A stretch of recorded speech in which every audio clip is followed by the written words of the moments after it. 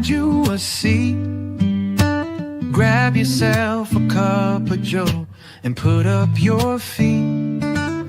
Let's talk about the latest news and all about true crime. We can make a difference if we put in the time.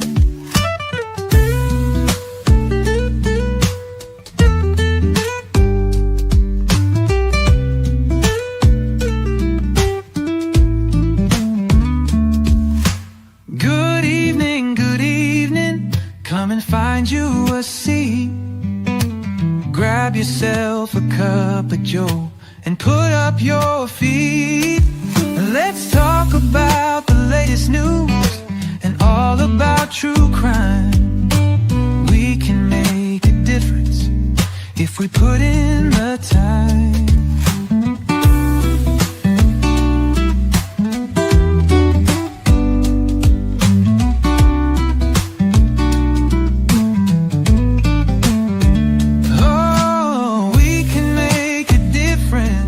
If we put in the time.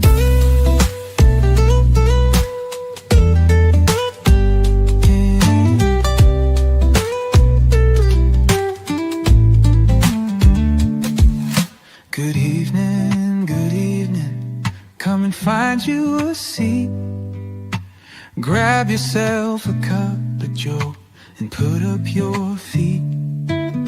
Let's talk about the latest news and all about true crime. We can make a difference if we put in the time. Good evening. Well, hello, welcome in everybody. Happy Tuesday evening. Amanda, Deborah, Angela, June, Tracy, my sister from another mister, and Amanda, Ada K. Welcome in, everybody. Thank you for joining. My video is off tonight for some reason, and I can't figure out why. My green screen is not working effectively, so be tolerant, be patient. I've already tried to fix it like 100 times and it didn't happen, but we're just going to proceed with it the way that it is. With this, welcome to Hooker in the background. And while we give a few minutes for people to matriculate in, this is a picture that I took myself when I was driving through Hooker, Oklahoma on my way back from Phoenix to Indiana back in June, back when I first discovered this case. So has special meaning to me. And it has special meaning to London's family. It has special meaning to Liz. Obviously, she lives there. That's London's grandma. Thank you, everybody, for joining. I've got to figure out, and I've got a plan on how to do tonight's live stream and tonight's summary of the trip. So just so everybody has their expectations in place, this is an overall broad view trip recap of my trip to the Panhandle this last weekend. So let's start at the beginning. I'm sure all of you already know, but for anybody out there that's watching that doesn't know, this is the case of London Valdez, who is a 16-year-old runaway, missing early June of last year, lived in Hooker, Oklahoma, and was gone for 2.5 days, left home without permission, was reported missing, was reported as a runaway, and then Eventually, that was June 5th. Eventually, her body was found on June 12th outside of Forgan, Oklahoma, which is several miles east of Hooker.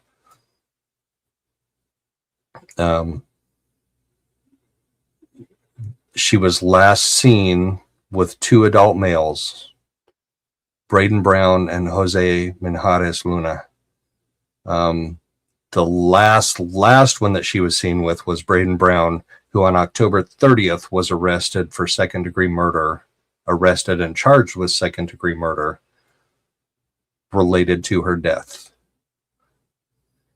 There have been several pretrial hearings, but the one last Friday was a huge pretrial hearing.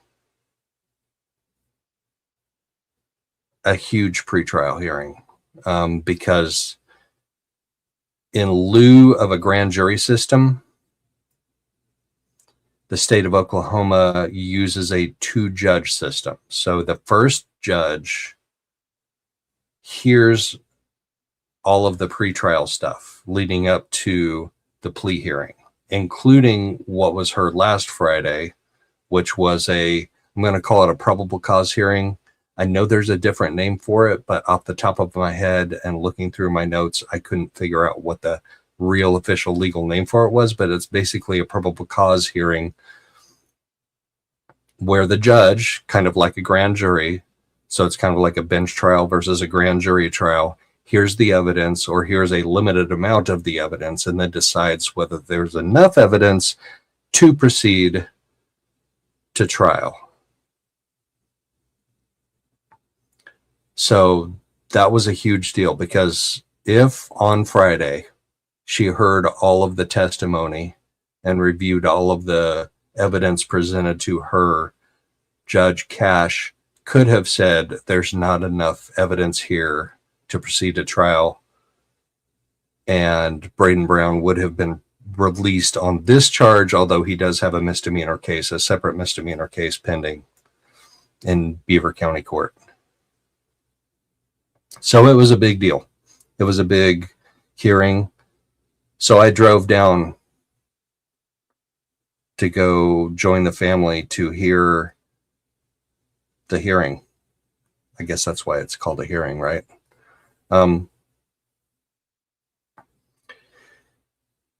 And we learned some things in this hearing.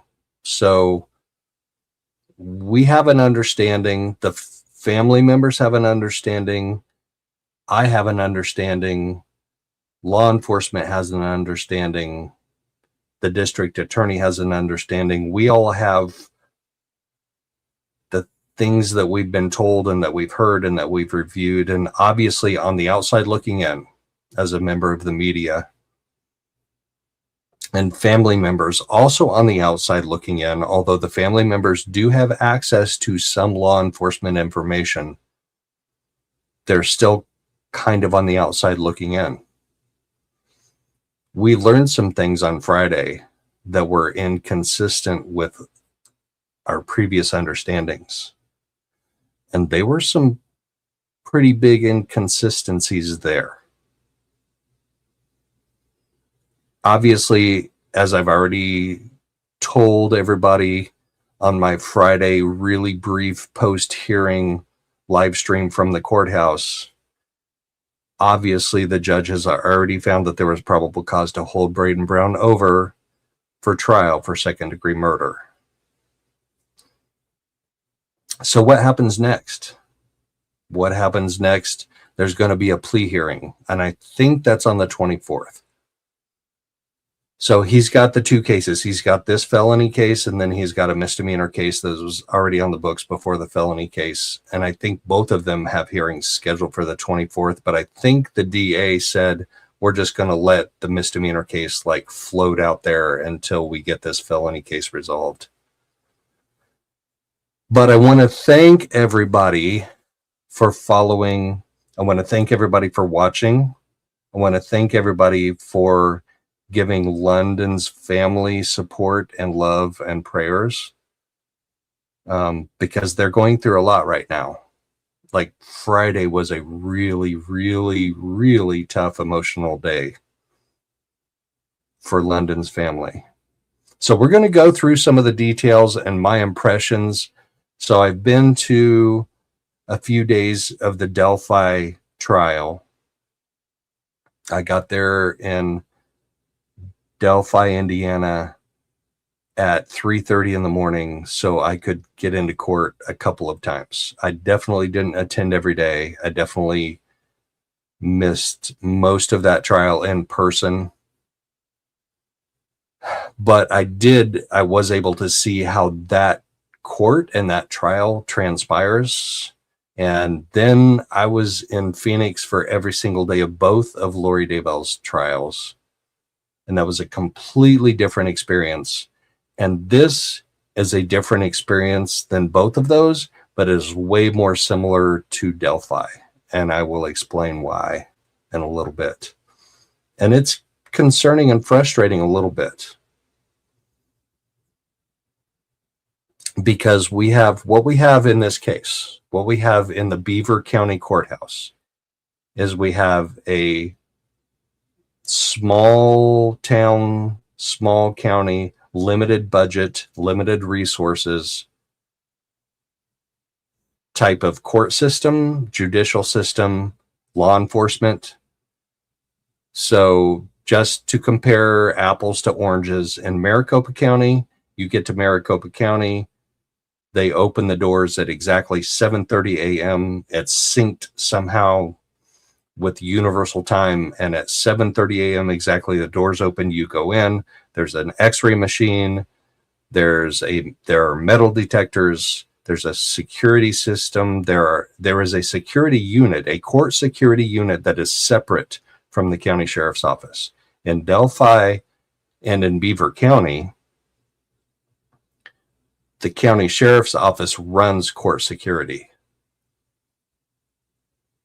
And in this case, and I believe due to the elevated publicity of this case, there was a large county sheriff's presence at this hearing on Friday. I would like to go to another court hearing in Beaver County just to see relative to this what their presence is.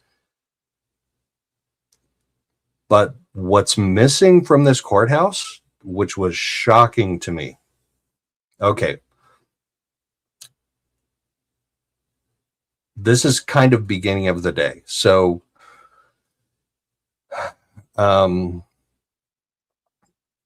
I drove to my hotel. I got a late start from my origination point in Indiana. I was supposed to leave at 9 a.m. I got delayed a couple of hours or so. I didn't arrive to my hotel until like 2:30 in the morning. Hi, Caitlin. It's good to see you. Thank you for dropping in and joining us. Thank you for supporting London. Jenny, good to see you. So my impressions on this courthouse versus the other two courthouse trials that I've attended. Small town, very nice looking courthouse, like newer brick, nice arches, nice keystones in the archways. But I walked in the door with my backpack and all of my equipment and my laptops inside, just like I did in Phoenix, Maricopa Superior Court. And there are two deputies standing there. And I'm like, is there a security checkpoint? And they're like, no security checkpoint. I was like, alrighty then. And then go upstairs to the second floor, which is where this courtroom is. And there's another deputy up there, and then there's another deputy, and then there's the county sheriff is up there too.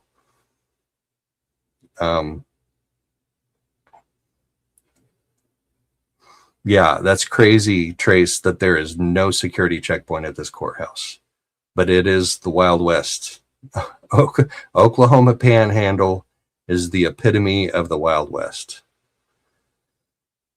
Get up to the second floor. There's a deputy up there, and there's like maybe 10 or 12 of us standing around waiting to go into the courtroom. I was ready to go into the courtroom already. Like 8:30 in the morning, the hearing's supposed to start at 9, like, let me into the courtroom.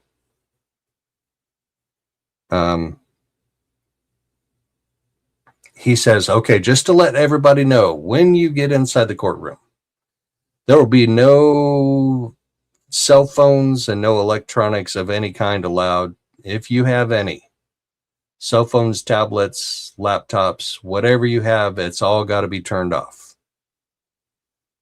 which is a departure from what the county clerk had told me a few weeks ago when I contacted them to ask what we would be allowed to have at the courtroom. And what I was told then, I could show you the email if you want, but we don't need to do that because it doesn't matter. It's irrelevant at this point. I was told as long as you're in silent mode and you don't disrupt the court at all, you can have a laptop and or cell phone in the courtroom. Nope, not on Friday. Not on Friday. So it threw me for a loop because so back in Delphi, I knew that was going to be the case. So I brought notebooks with me. I brought pens with me. And actually for Lori's first trial, I brought notebooks and pens with me there too. And I took notes, like copious notes every single day for her first trial. By the time we got to the second trial and I looked over to my right and I saw Nate Eaton, and then I looked further to my right and I saw Lauren Mathias and Grayson on their laptops, like type it. I'm like, I'm going to do that too. So for the second trial, I brought my laptop into court in Phoenix. Hey Liz, good to see you. I'm just kind of going over an overall overview of what happened this last weekend.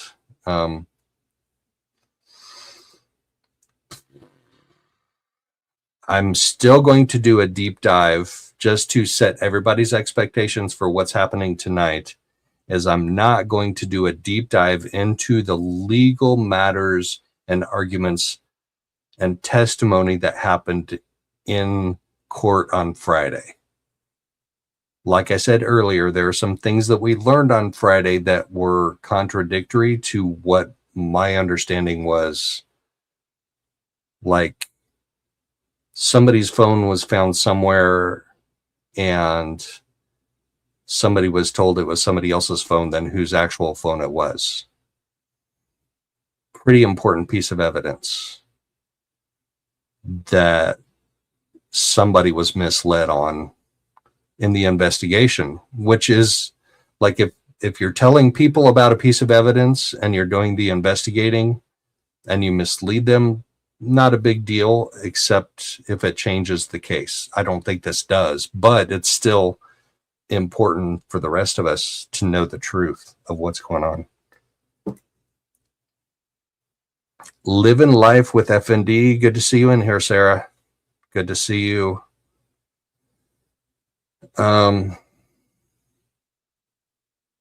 So my first impression of the Beaver County Courthouse, no security checkpoint.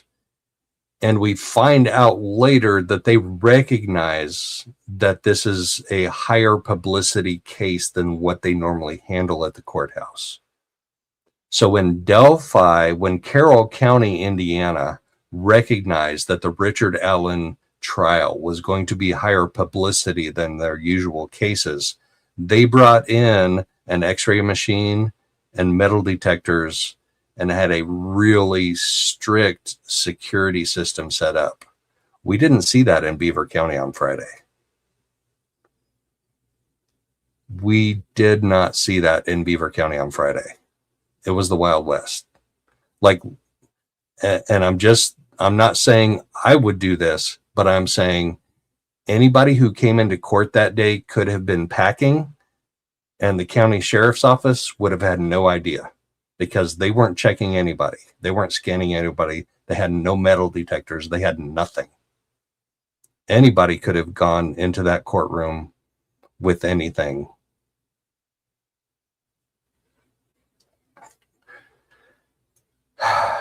So, but it was all staffed with the county deputies. And that's the difference between a county like Maricopa County, Arizona, that has a huge budget, that has tons and tons of resources. They can hire a separate security team than their county sheriff's office. So, and that's what they've done.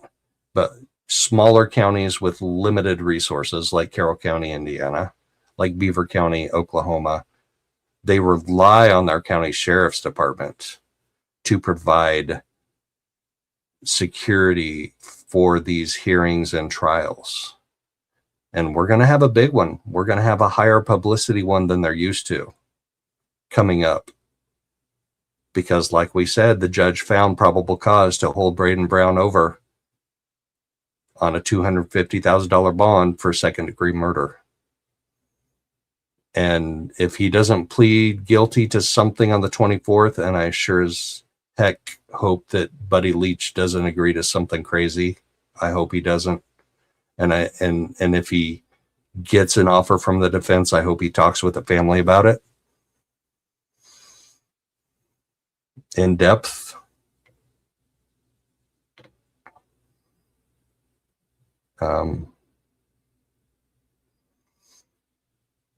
We'll see, but I am at this point 97.5% certain we're going to trial on this now after Friday's hearing. So I wonder if they're going to change up their security procedures or if they're just going to go with what they've always done. They did change their electronics policy for this hearing, and there were admissions from the defense attorney that this case has gotten a lot of publicity, which is kind of a mixed bag, right? Because more publicity means smaller jury pool, but more publicity means that there's more pressure on getting a conviction for Brayden and Jose. And if I have played any part of that at all, then I am so proud of that, of getting more publicity in this case. I'm so proud of that. And I'm not claiming responsibility in any way, shape, or form. And I'm uncomfortable with people saying that I played a part in it just because it's not about me. This is about London, and this is about getting justice for London.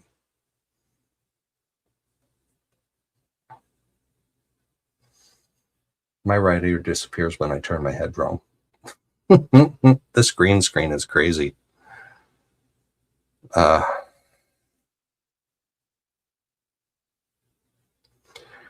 right, so going down my list in order. Okay, so we go into the courtroom a little bit before 9, about a quarter till 9, I think. And the way the gallery seating work is pretty traditional for a criminal case where there's a victim.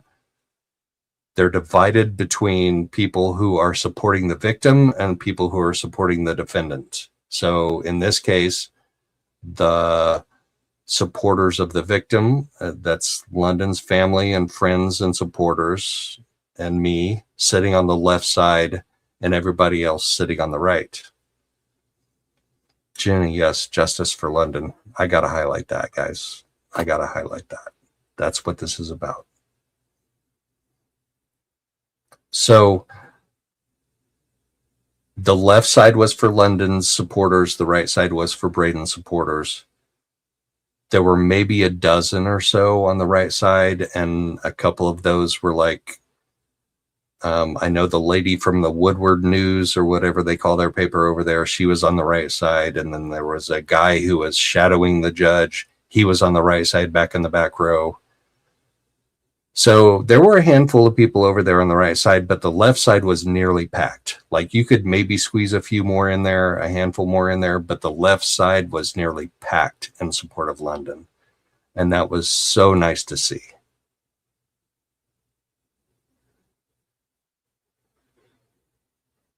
That was so nice to see. So we all got seated about 15 minutes before, about 9:07 in the morning. Brayden comes out shackled in handcuffs, sits down in the defendant's seat. He's got his attorney and he's got the public defender investigator to the right.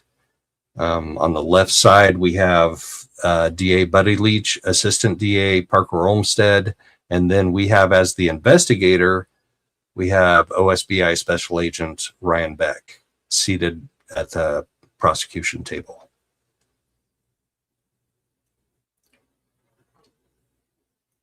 Sorry, I got to keep wetting my whistle. This is a lot of talking for one person.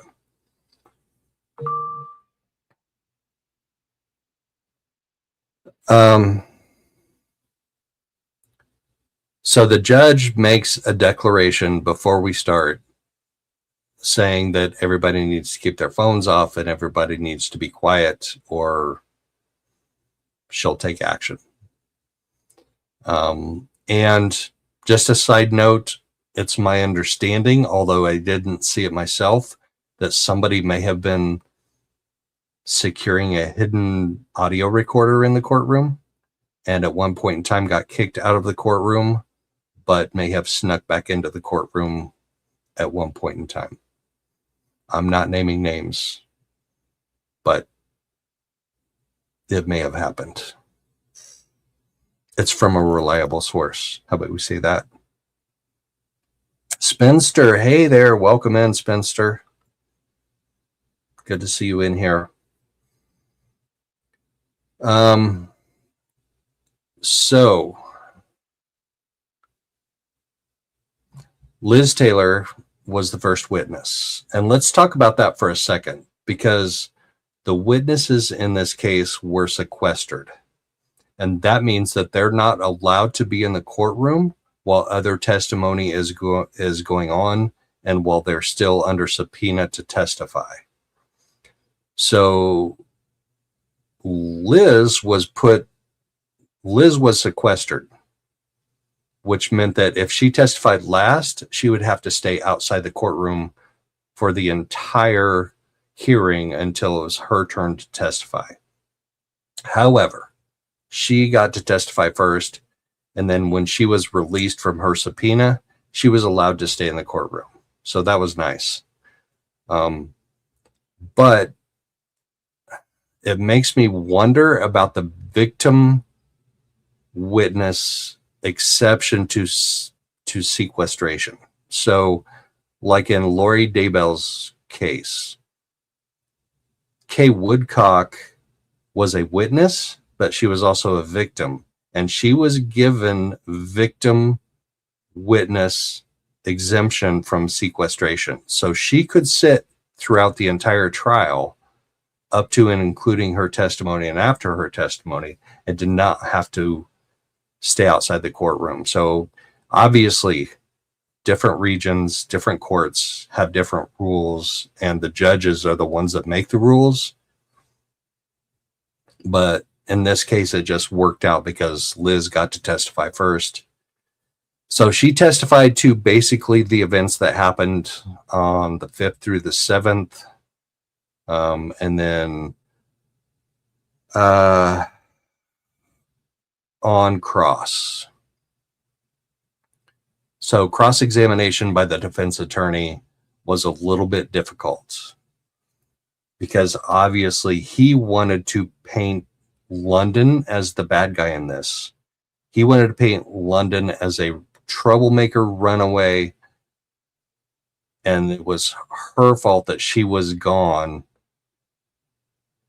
on June 5th to June 7th, and ultimately she was the one responsible for her own death. He didn't word it that way. I'm summarizing it in my mind as an observer. It didn't work. It didn't work.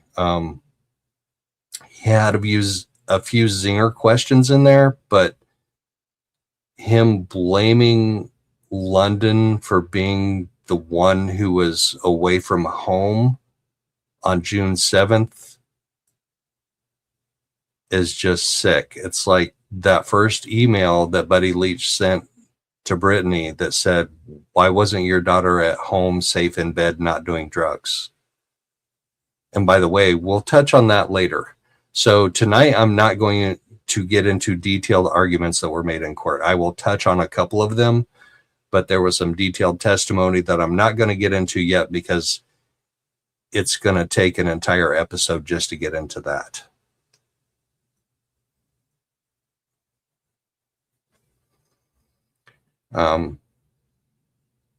But we all kind of thought that's the approach that the defense attorney was going to take. He asked Liz several times, like, how many times did she leave home without permission? Who did she hang out with when she left home without permission? And at one point in time, I was actually shocked at the judge's response, because apparently there's this gal up in Liberal that's an unsavory character that may abuse animals that London was visiting on a regular or semi-regular basis. I don't know how often. They didn't ask that. They didn't go over it. But Liz actually said, so the defense attorney asked her, like, what was going on at her house or what was going on at her place? And Liz was like, I don't know if I can talk about another person that way. And the judge turned to her and said, you will tell me what you think was going on at that place. And I was like, whoa. I don't know if I've ever heard a judge demand that a witness offer hearsay on the stand, but this is a hearing. It's not trial. So I don't know if the rules are different or not. Hey, everybody who's come in lately, welcome in. Thank you. We're kind of going through an overview of what happened at the hearing last Friday, and then a couple of other things after that. I do have one bombshell.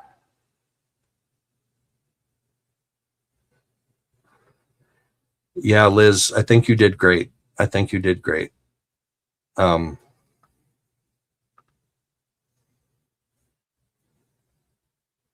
Yeah, right.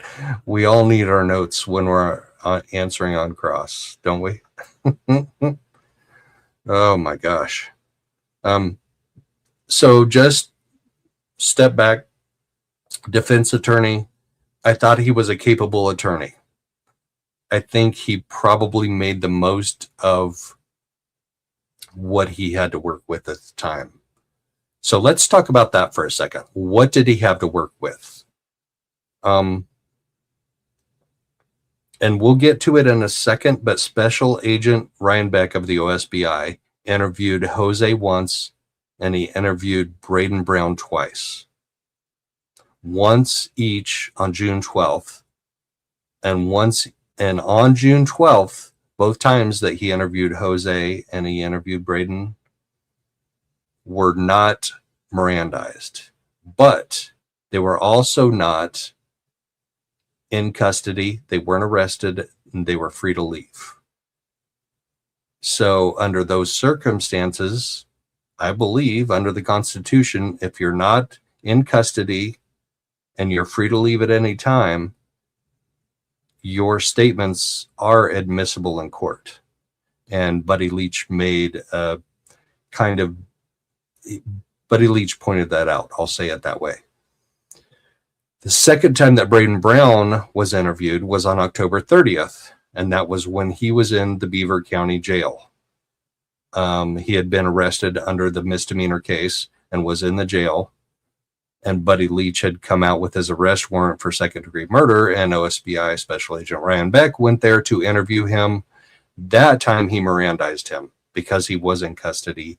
He had been arrested, so he had to be Mirandized, and he still talked. And we heard testimony on Friday about that interview. So Special Agent Ryan Beck was able, as the person who interviewed him, to enter those statements into evidence. And that went a long way in getting the result that we got on Friday. That was huge.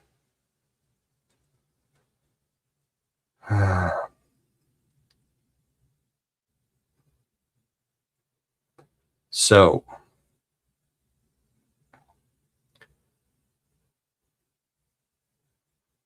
Liz had her testimony about June 5th to 7th, more or less. And then when she got crossed, then the defense attorney took us way back before June 5th, took us back to prior incidents with London, trying to paint her as a troubled runaway child.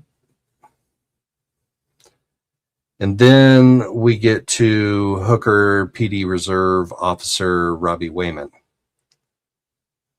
who was very uncomfortable. I saw him out in the hallway before we went into the courtroom. He was dressed in civilian clothing. He had his badge on his belt, and he had his sidearm on his right side. But he was very uncomfortable. But he was the officer that responded on June, let me do the math, June 5, 6, 7, 8, 9th, right? Monday the 9th, when Jose and Brayden showed up at Liz's house, and Liz called Hooker PD Chief Scott Hedrick and said, hey, these guys are here. What are you going to do? Can send somebody over? Can you come over? So Scott sent over Robbie Wayman. Robbie came over. Jose was out talking to Liz. Brayden was in the car. Robbie Wayman made him get out of the car. And he asked him a few questions. He took his picture. He took a picture of the car. He took a picture of the plate. This I didn't know before Friday. So new information that came out. I still have questions why a young man who admits that he is one of the last people to see a 16-year-old alive, who is known reported missing runaway, is allowed to just leave after that. Like, I'm just going to take a picture and then go on your way. How could things have been different if he had taken that more seriously? And maybe he asked himself that same question too, and maybe that's why he was as uncomfortable as he was Friday.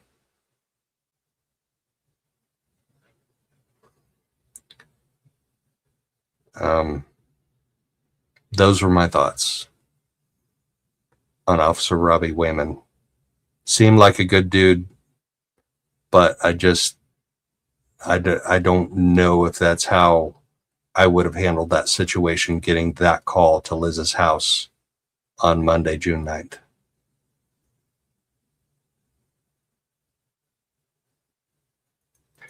All right.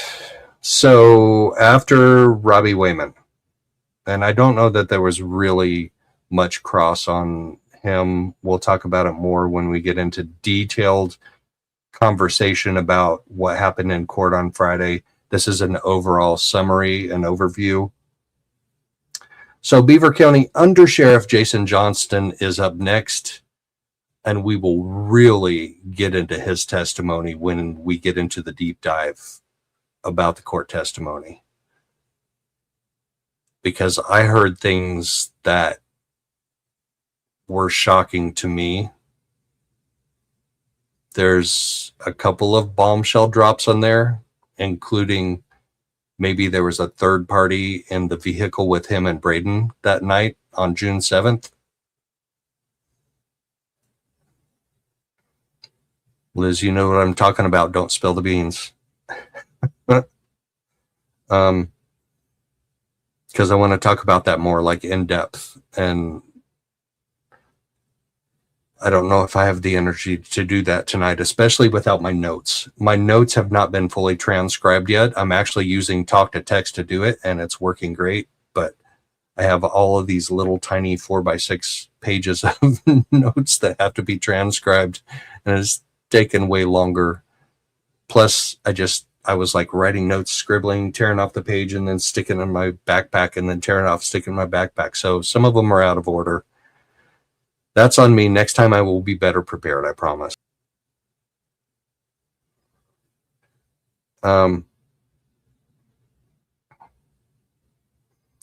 funny thing about Under Sheriff Jason Johnston is that I think he's an equally bad witness for the state as he is for the defense. So there was a point in time, I'm just going to leave it at this, that he called Brayden a liar. And I believe Brayden is probably allegedly a liar. But at some point, the evidence is confusing. I'll just say it that way, as to if both of them might or not be liars. Like, the evidence is confusing to me. And I learned new stuff this weekend about that too, about that night on the 7th. We'll get into that in a few minutes, because after the hearing, which was mid-afternoon, I go and get gas, go back to the hotel, go get some dinner, then go back to the hotel. Then it's too late to really do anything. But Saturday, I went out to London's gravesite, to the cemetery in Hooker, outside of Hooker, and then went to London Spot. And while we were out at London Spot, a couple of things happened that were significant. So we'll talk about that here in a few minutes. I have pictures. Do I have pictures pulled up? I do. I have pictures pulled up, ready to show you. Let's show this one. That's not a good look. I meant to get my hair cut before I went out there, and I ran out of time. My hair was not how I wanted it to look. But it is what it is, and I am who I am. I'm real. I'm me. I'm raw. I'm boots on the ground. Good hair, bad hair day, whatever. There we go. There's Bad Hair Joe. Right in front of the Beaver County Courthouse. This is the public entrance side. So if you look at my thumbnail, it's over off to our left around the corner, 90 degrees. That's like the Beaver County Courthouse labeling on the left side, but this is the public entrance. So if you look over my left shoulder, you walk up those steps, and everybody who goes into the courthouse has to walk up those steps, and everybody who leaves the courthouse has to walk down those steps, except for the defendants who go in and out of that other side to our left. At least I think that's where they leave, through that entrance to the left. But that's the Beaver County Courthouse. It's a decent looking courthouse. Like I said, that's got the archways with the keystones. I mean, it's a nice looking courthouse. Inside isn't too bad. The seating was comfortable, was like really comfortable. Way better than Carroll County's seating. But of course, Carroll County's courthouse is probably like 150 years older than this one. My hair is fine. Oh, thanks, Liz. I appreciate that. All right. We can stop looking at me. There we go. So where was I at? All right, let's go to Jason Johnston. We will talk about that more way in depth when we get into the detailed hearing details. Let's talk about that for a second, because this is one of the ways that this case reminds me of Delphi. No electronics, no recording devices, no camera, no public camera. There is an FTR camera that the court holds and the public does not have access to. So what we rely on in this case, like we did in Delphi, is people sitting in the gallery and taking notes of the court proceedings.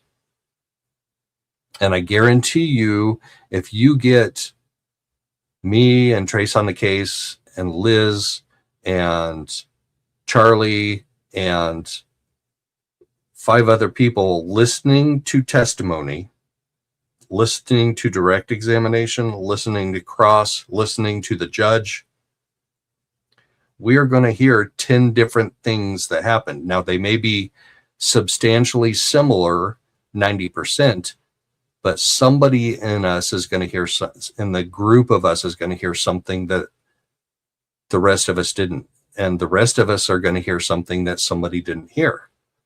I mean, that's just inherently human nature and physics of audio. I mean,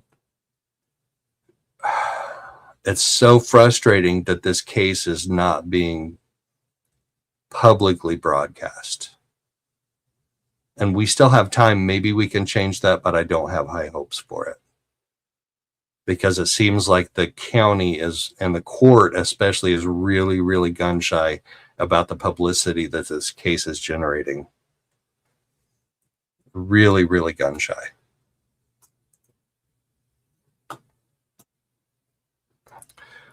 Then we have OSBI Special Agent Ryan Beck comes up. And he says a few things that were surprising to me. He testifies about specifics in the case. He testifies about specific evidence. So the other three witnesses we've heard from so far, Liz and Robbie Wayman and Jason Johnston, Assistant DA Parker Olmstead is the one who direct examined them. He questioned them. This Special Agent Ryan Beck, Special Agent Ryan Beck was direct examined by Buddy Leach himself. And there were some awkward moments. And Buddy Leach has this habit of like rocking back and forth, left to right, while he's questioning a witness. He rocks back and forth, left to right. And I thought that was funny, but I probably do the same thing.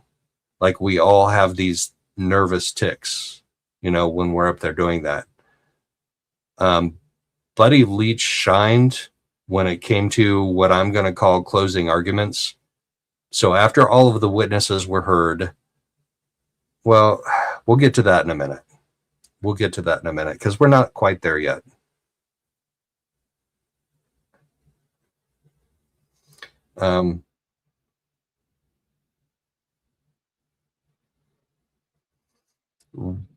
Special Agent Ryan Beck's testimony. He said a few things that we didn't know before. And Buddy Leach presented him with evidence that hasn't been seen publicly before. And it probably shouldn't have been seen publicly here. And I personally didn't see it. But they're on these placards that are like, I don't know, 11 by 17 maybe. Like quarter sheet placard or quarter sheet postcard size, way bigger than postcard size, but like on their pictures that were presented to Beck to ask questions about the scene where London was found. And they're handed to the witness, they're handed to the defense team, they're handed to the court. And you can kind of catch glimpses of them as they're being handed around. They're not like put up in front of you for you to see, but there were some difficult pictures in there. And I'm hoping when we get to trial that they figure out a way to do that. So one of two things needs to happen. Either they need to show the family them ahead of time, so when they're shown in court, they're prepared for it, or they need to find a way to block everybody but the judge and jury and witness from seeing them. And that's what happened at Delphi. They kept the exhibits from being seen by the gallery entirely. Like they found a way to show them to the jury and to the judge and to the witness without showing them to the gallery. But in the end, they had 10 media seats in Delphi. And those 10 media personnel were allowed to go up and view those exhibits. They couldn't take pictures of them. They couldn't share pictures of them, but they could view them. All right. I got to wet my whistle.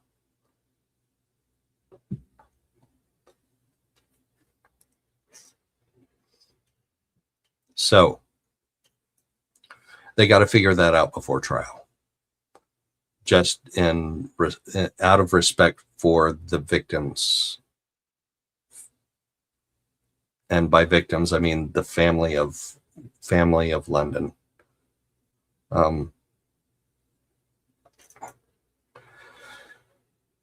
So we learned some new things. I learned some new things anyway. I don't know if everybody learned some new things, but I learned some new things during Special Agent Beck's testimony that I will go over in detail. All right, here's a bombshell. Are y'all ready for a bombshell? And it's not that big of a bombshell anymore because of what I found today. Hold on, I got to pull up the website first. I got to pull up the website first. I had it up before I had to reboot my computer before we came in here. First name, Jose. Last name, Minjares. Include similar sounding names. No, I'm not a robot.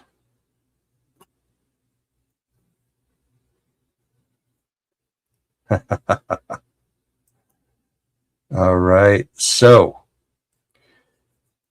during one of the arguments between, okay, so I think it was on cross. So after Buddy Leach got done with the direct examination of Special Agent Beck, then the defense got to cross-examine him.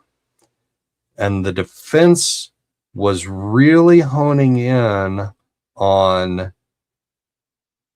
why Special Agent Beck didn't go after Jose harder.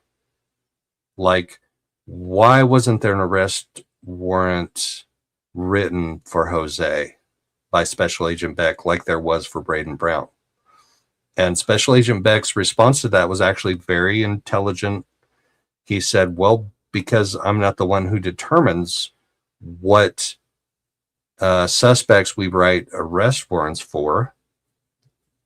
He said that's up to the people with legal experience, and he pointed directly to Buddy Leach. He said he's the one that determines it. But in the same line of questioning somewhere along the way, he says, so when you talk to Jose, so remember when I said a few minutes ago that Special Agent Beck interviewed Jose once and Brayden twice, he said, so when you interviewed Jose, what did Jose say to you about blah, blah, blah? I don't even remember what it was. And Buddy Leach stands up and he says, objection, hearsay. And so there's this whole legal argument about hearsay. And we'll go over that more when we go over the details of the hearing, over the legal details and the testimonial details of the hearing. But Buddy Leach loses his objection. The judge denies it after an intense legal discussion, which I thought was pretty cool, actually.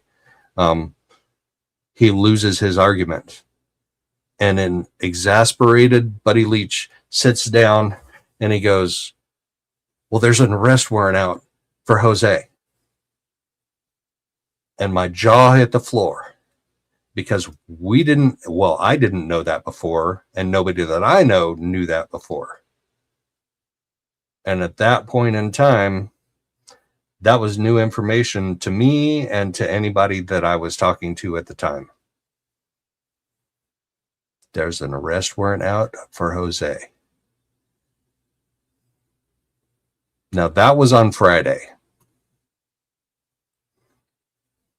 And I'll just say this about that, the judge's reaction to that. So Jose was under subpoena to appear on Friday. Jose should have been there on Friday. He had been served, and we have proof of service of the subpoena on Jose. So they knew where to find him. And the day before the hearing on Thursday, Buddy Leach said he interviewed, whatever that means, Jose on the phone. So they knew how to contact him, and Jose did not show up for the hearing. He wasn't there. He was absent. Guess where he's at now. Guess where he's at now. Oh, look at that. He is in jail in Guyman, Oklahoma. He has been arrested. Jose Minjares-Luna has been arrested. I looked up his docket today, and there is nothing in the OCSN on him yet. I called Buddy Leach's office today to ask for comment on this. He did not respond to my request for comment. So I honestly don't know if this arrest and him being in jail is associated with London's case, or if it's associated with him not following the subpoena. But Jose's in jail. He's in jail in Guyman. He's not going anywhere for a while, because he was, remember when I did part 3 of my series? He was released on a deferred sentence of 7 years. And depending on his violation of that release, he could have to go back to prison and serve out those 7 years. I don't know. We hope to find out.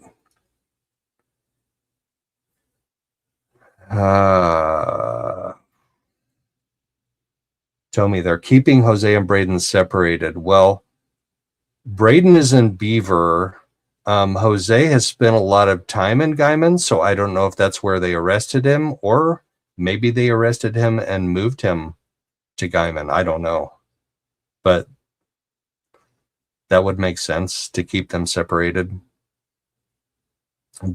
So that's a good point, because beginning on June 7th, when Jose handed the keys to his dad's SUV over to Brayden in Guyman, Oklahoma, and Brayden said, "I'll drive London home," that's where everything went really, really wrong. I mean, the 2 days before that were stupid and dumb, and there were crimes committed. But what happened after that? Brayden and Jose were not friends after that. Like, according to what I know, according to my sources, allegedly, Jose had to force Brayden to come with him back to Hooker, to Liz's house, to knock on the door. And that's why Brayden was sitting in the car when Robbie Wayman showed up, because Brayden wanted nothing to do with that, but Jose forced him to go there. Liz, this record says that he's in Guyman, facility Guyman office. I'll click on that. I don't know that that'll show us anything. Status active. All it shows is 2023 cases. His 2023 cases that Judge Cash adjudicated last April. Doesn't show any new cases on that. Says he was received on January 11th? Oh, reception 1/11/2024. I don't even know that this is accurate then. Current facility Guyman office. Interesting. We'll figure it out. We'll find out. We'll find out where he's at, if I get any answer from law enforcement or the DA's office.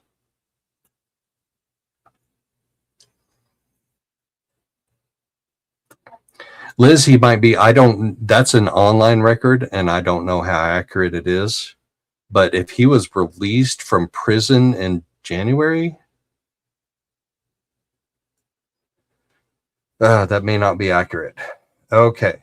So that was my big bombshell. That was my big bombshell drop. Jose has allegedly, supposedly been arrested and is in law enforcement custody after having an arrest warrant issued by Buddy Leach.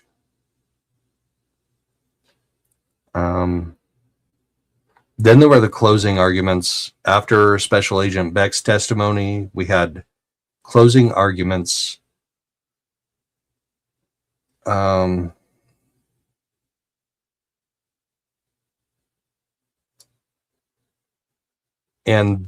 there were some heated emotions, I'll say, between the two attorneys in the I'm calling them closing arguments. So what it is the judge says, okay, the state needs to make their case for what charges they want me to apply to this defendant. And that's when Buddy Leach gets up and he says second-degree murder, and then he says, as an alternative, manslaughter by misdemeanor, whatever. I mean, well, I can pull that up too. Let's pull up what the charges are. I have those ready to go. But I'm not ready to get into the detailed legal argument about it yet because it's just so complicated to me.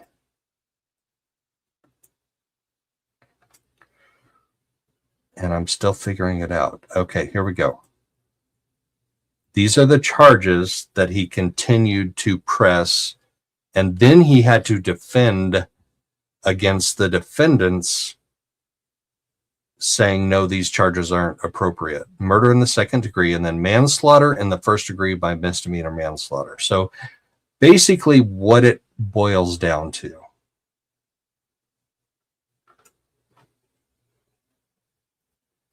Child neglect.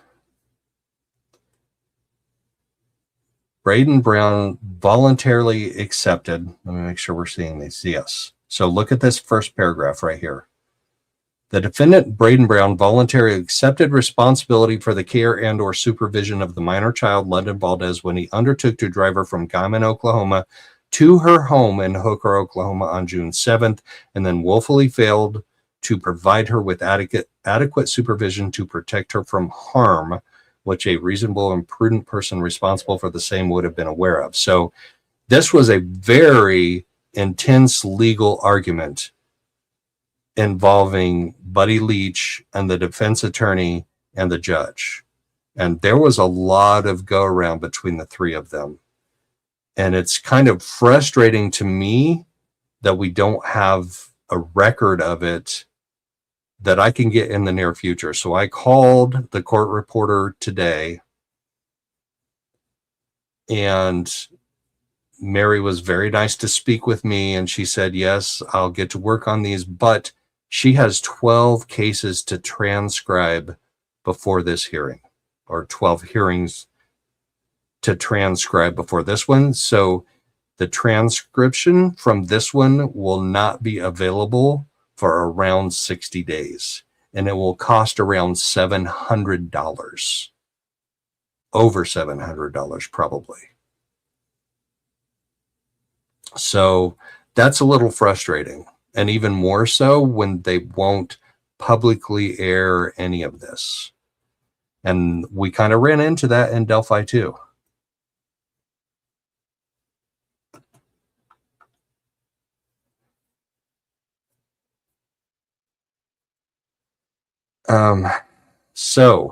But these are very detailed and tedious legal arguments that they were making on Friday, back and forth. And there are several elements of these crimes that have to be proven, but there are also several elements of these crimes and sub-elements of these crimes that are going to be determined by the trier of fact, which, if we go to trial, will be the jury. Like, is he really responsible for child neglect? Is he really responsible for causing, aiding, and encouraging a minor to commit a drug-related crime? I don't see how that cannot be. I don't see how a jury can't find that. contributing to the delinquency ×2. So yeah, that was argued very vociferously, and I thought Buddy Leach did a really good job of arguing the legal points when it came to the end of it. I thought some of his direct and redirect of Special Agent Beck kind of missed a little bit here and there, but for the most part was pretty solid. But his arguments during this part of the hearing were solid. They were emotional. They were like, the judge sat up and paid attention to a good deal of it. And part of it was he pointed over to Brayden Brown and he said, if it weren't for this guy, London would have been home, safe, in bed with her grandmother. And I looked over at Brayden at that point in time, and Brayden shook his head no. And I'm like, dude, I'm going to hold my tongue right here. But it was infuriating. When Buddy Leach said that and Brayden Brown shook his head, I was furious.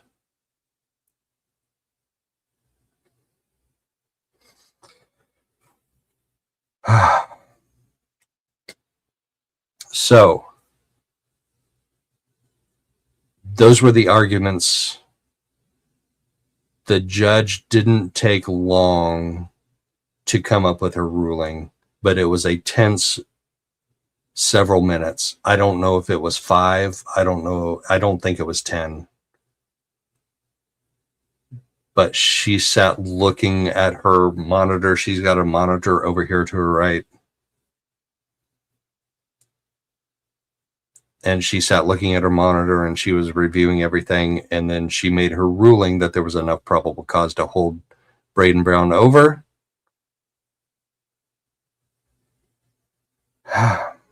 And it was a relief.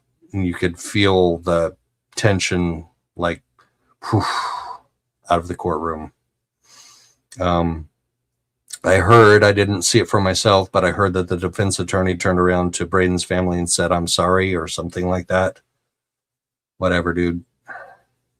And I say that, and I've got to try and be an objective reporter. And every defendant has his day in court, and every defendant has his rights, including Brayden Brown. And he has his right to an attorney to fight for him and advocate for him in court. So I'll just leave it at that. But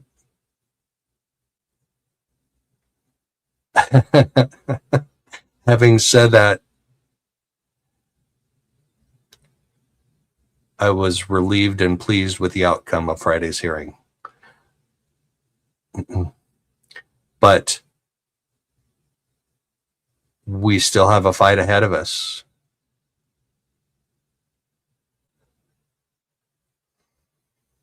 We still have a fight ahead of us because we have a trial. If it goes to trial. So we have a plea hearing. I think the plea hearing is the 24th. I doubt if he's going to plead guilty, which means we'll go to trial.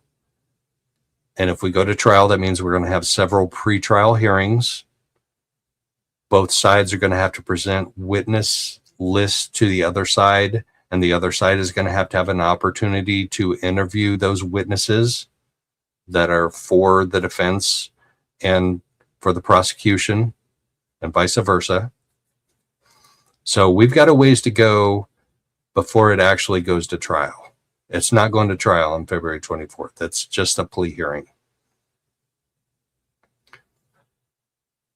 But then when we do go to trial, so there's going to be, I don't know how Beaver County does their jury selection, but there's going to be a jury selection of some kind, and that process could take a month, and then there could be voir dire of the jury, potential jurors. Who knows how long that will take. So we have a process ahead of us, and we need you to be with us for this.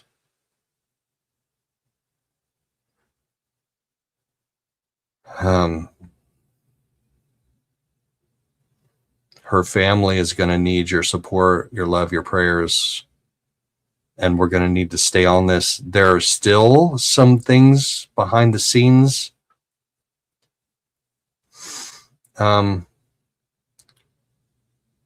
And personally, I think there are some things that indicate an active investigation should still be ongoing by the prosecution.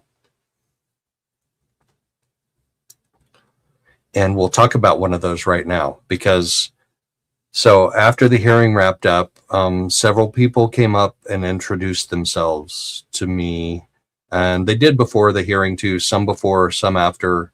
And that was very nice. That was very, very nice. Thank you. And I appreciate meeting new people, and I appreciate the support. I appreciate that very much. Thank you.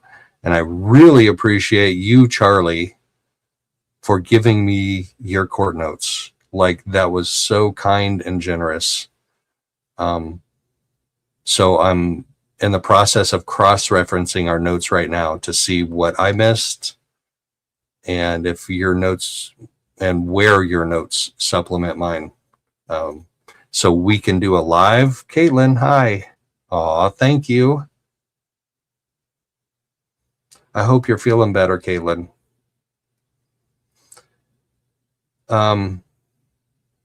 So thank you, everybody, for continuing to support. We have some pictures to look at now, because after the hearing, I met some new people, which I appreciate, and got to talk to Liz for a couple minutes, not very long, and a few other people a couple minutes, not very long, before I went to dinner and then hit the sack. It was an early day, like 9 o'clock start, but you want to be there by 8 o'clock. So that means you got to leave by 7:15, which means you need to be up by 6 o'clock. It was a long day. And there are going to be probably longer days when we get to trial, and I'm down for it. I'm down for all of it. But on Saturday, went to London's gravesite at the Hooker Cemetery, and then to London's spot outside of Forgan. So I have some pictures to share from that. It won't take very long, but I thought y'all might like to see these.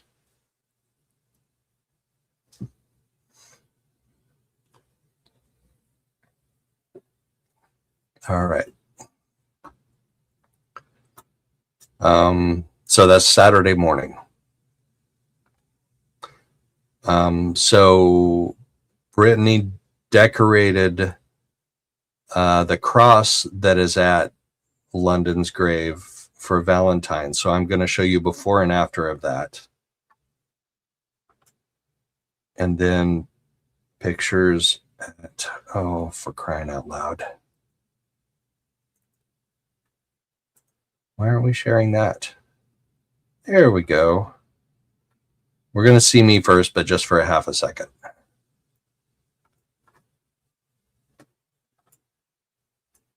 Let me get down on the lower left corner. Now we can go there. All right. This is London's gravesite out in Hooker. The Hooker Cemetery is a little bit outside of town, not far, just a little bit outside of town. It's kind of like where my mom is buried in the Pretty Prairie Cemetery. It's a little bit outside of my hometown, but not very far.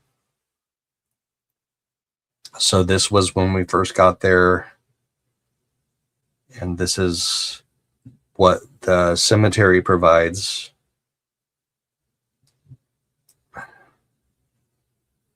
And there's her cross.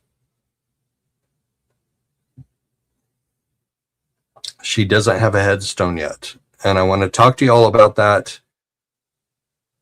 I don't know if this is the time or not, but I'm ready to start help raising money to get a headstone put with her grave. And I think we can all band together and we can do that, but it has to be done very delicately, because y'all know once money starts getting mixed in with social media, then it can go sideways and people can think things that aren't true and people can not think things that are true. So it's got to be handled delicately, but I definitely want to proceed in that direction and help the family with that. And I know we can all band together to do that. So there is, after Brittany decorated it for Valentine's Day, you can see there's little hearts down along the left and right side, and then there's the big heart on the cross.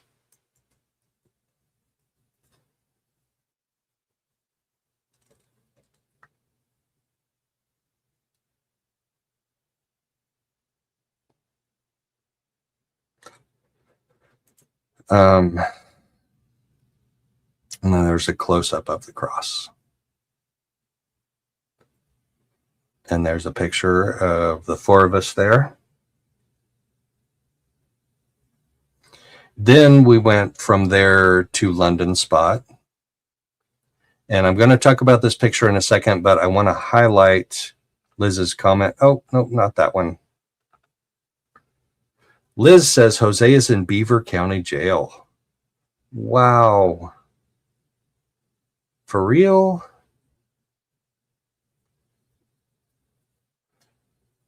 That's interesting.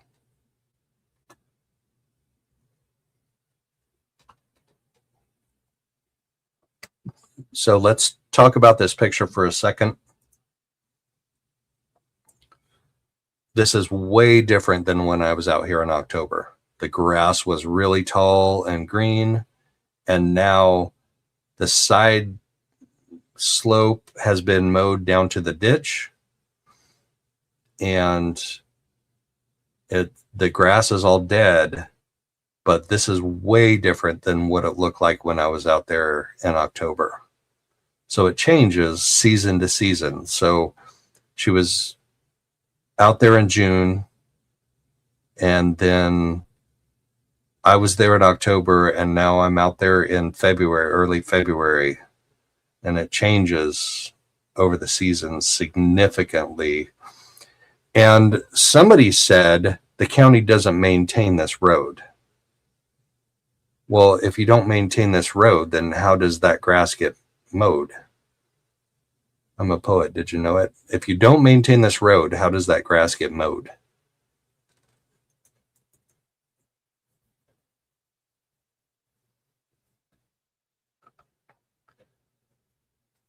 Tell me, you called the Beaver County Jail and Jose is there. Wow, that's crazy.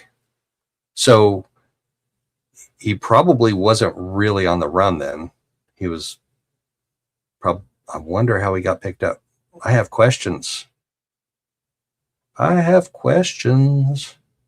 We'll get answers. It's what I do. Don't have all the answers, but I try and track them down when they're important. Yeah, so this is London Spot Saturday. So when she supposedly walked down to her spot, it was off to our right, off that north-south road, and then around the bend, and then supposedly her footprints went across the road here, and then she ended up over here. I have questions about that too, and I don't know if I'll ever get the answers to those type of questions. And I don't know that they're critical to prosecuting Brayden Brown.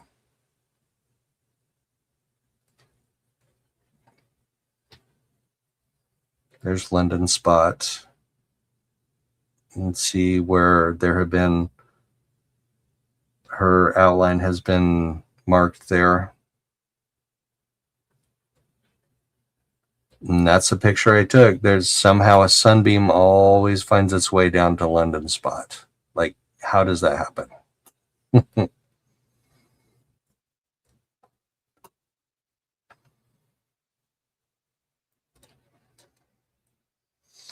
Okay, so here are a couple of other things. While we were out there, this Jeep from a local person drives by. Brittany and Rochelle stop him to talk to him and ask him some questions. I only had one question for him. I asked him, because, okay, so what I've been told by multiple people, including Hooker PD Chief Scott Hedrick, who worked in Beaver County law enforcement for 15 years, including as the sheriff, told me I've only driven down that road maybe 5 times. I only drove down that road maybe 5 times in 15 years. I asked this guy in this Jeep, how often do you drive down this road? He said every single day. Every single day. Every single day. So here's London's spot over here. Look at my mouse. Here's London's spot over here. There's no grass. There was no grass in front of her. I didn't ask him, how could you drive past this spot and not see a body there? I didn't ask him that. That would have been out of bounds for me personally, ethically. But just to have the answer from him, I drive down that road every single day. Shiny glass, Liz. Yes.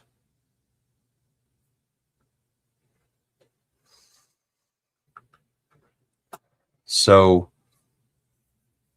and I didn't get a picture of the tractor that drove by. So towards the end of our session, like maybe, or towards the end of our time there, coming the other way. So coming east to west this way, there was a farmer and a tractor, and he had one of those round hay bales on the back. He had pitchfork, holding up the round hay bale. He was going fairly moderate speed, maybe 30 miles an hour, which is pretty standard for a tractor going down a country road with a hay bale on the back, right? He didn't stop, so I couldn't ask him. But he was going east to west within a half an hour of this guy going west to east in an elevated vehicle, which is a tractor, going a reasonably slow speed, 30 miles an hour. How would this guy coming down in a tractor not be able to see a body over here? How would he not notice that? Or the red hoodie over here, or this white and red and green striped socks over here and here. Like, I have questions.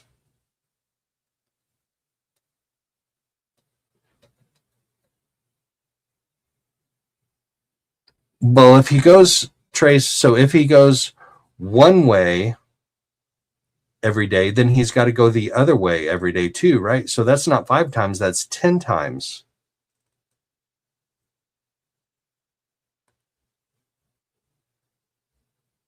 I still have questions. I still have questions about this that haven't been answered yet. All right, what other pictures do I have? All right, can you see it here? I don't think you can see this here. No.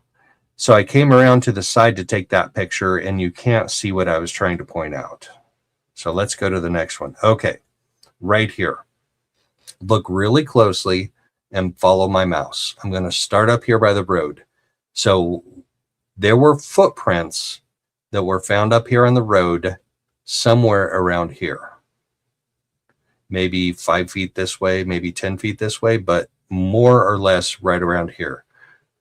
I don't have the CSI report, so I can't tell you exactly where. It is documented in the CSI report, and I can't wait till I get my hands on that if I ever do. But look at the grass. So after the grass has been mowed, look at this grass right here laying down diagonally across the grain of the other grass. Do you see this right here? Heading directly towards London spot, which is over here down in the left corner. So there were footprints up here, and then there's grass laying down right here. So then you have to ask yourself,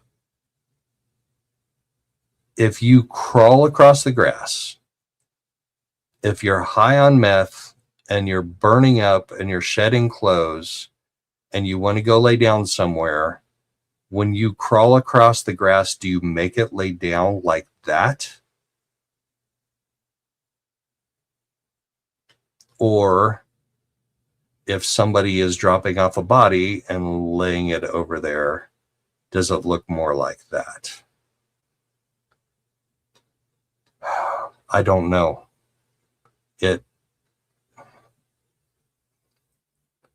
Option B sounds more reasonable to me for how that grass is laying down still. So that was June, July, August, September, October, November, December, January, February. 8 months later, the grass is still laying down like that.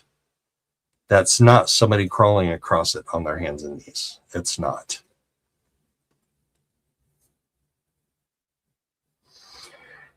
Yeah, Angela, I would say bush hog, yes, definitely. But that doesn't explain how the cross grain weeds get laying down like that. And that doesn't mean that it was London. That doesn't mean that it was an alternative version of how she got to where she ended up. It just leaves me with questions.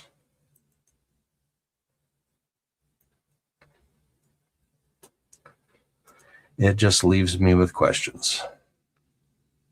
And that's it.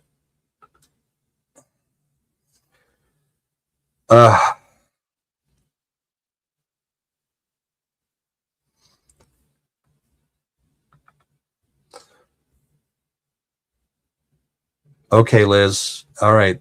Thank you for confirming that, because it's just like it's even more confirmed now in my mind, because 8 months later, the grass still lays down flat in that direction, heading off from the road, from the footprints to the spot where she was found. Like, I just, my mind goes crazy with all the alternative theories about how she got where she ended up. And all right. Okay, I'm going to wrap this up for tonight. I have the rest of my court notes to get through and to sync with Charlie's court notes. By the way, Charlie, if you're listening, thank you. Thank you so much again. Going to wrap it up for tonight. Keep an eye out for the next one. Promise you it's not going to be 4 days. It's going to be more like 2 before we get to the second one about the specific testimony in court.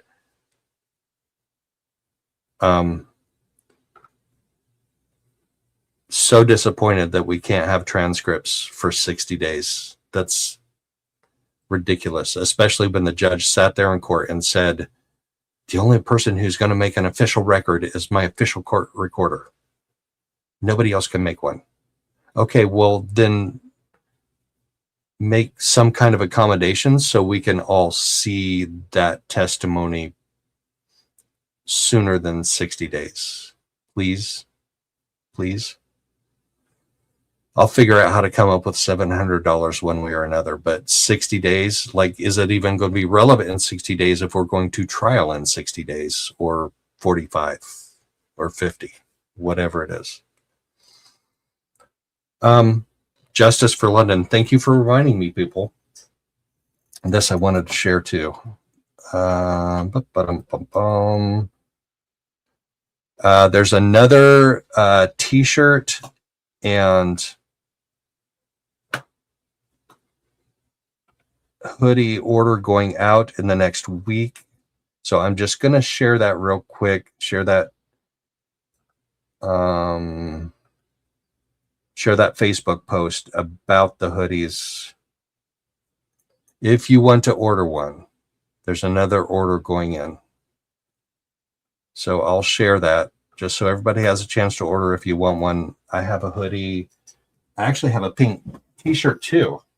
And real men are not, hold on, come back here, camera. Good grief. Where did my camera go? All right, we're back. Camera's back. Real men are not afraid to wear pink. Is it going to show that? It's not going to show that. No. My camera is wigging out. Camera. Here, my camera. Visual effects. Yeah, my camera's not going to cooperate. I'll have to show them on another one when I get my camera settled down. But I'll show the Facebook post. Rochelle is the one that's ordering them this time. So you'll have to go through her if you want to order one. Share this. There we go.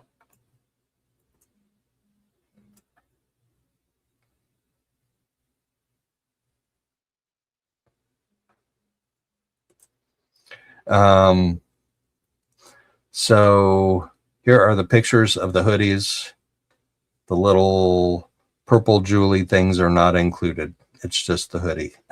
So there's the back. There's the front of the hoodies. There are the t-shirts. And then there's the pink t-shirt.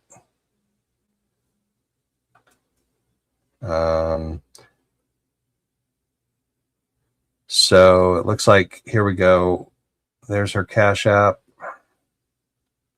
Down there. There are the sizes and the colors. So if you need more time to see that, come back and watch the live and then pause the video maybe. Or take a screenshot right now. Right now, take a screenshot. Anyway, they're going to do another hoodie and t-shirt order. There are your chances to do that. Oh, no. Remove that from stage. All right. Thank you, everybody, so much for coming in and supporting London and her family. Thank you, Liz, for dropping in chat. Thank you, mods. Thank you, Trace on the Case, my sister from another Mista, and all of the other mods for helping me out here. I think I saw Angela here. I saw Ada K here at one point in time. And I think I saw June also. So thanks, everybody, for helping out. Thank you, mods. Keep your eyes peeled on this. I'm telling you, there's new information beyond just Jose was arrested and he's in the Beaver County Jail.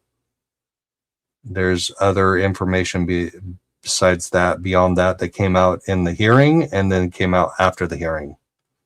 And some of it was based on our little field trip. So everybody take care. Everybody have a wonderful night. And keep praying for justice for London. We have made one big step forward and we have several big steps left to go. Pray for the family. I gotta set my outro. Set outro video. There we go. Catch y'all later.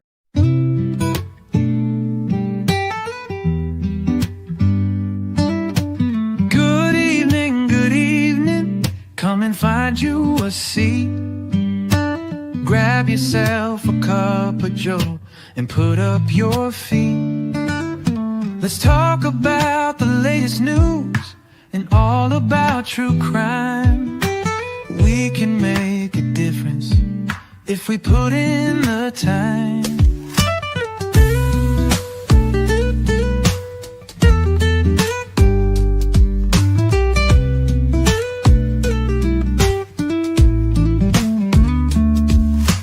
Good evening, a seat. Grab yourself a cup of joe and put up your feet. Let's talk about the latest news and all about true crime. We can make a difference if we put in the time.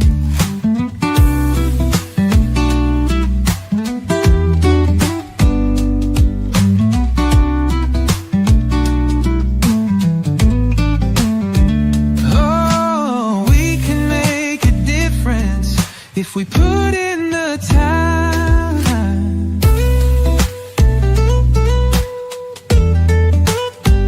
Yeah.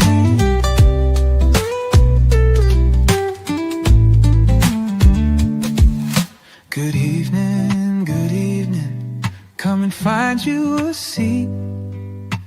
Grab yourself a cup of joe and put up your feet. Let's talk about the latest news and all about true crime.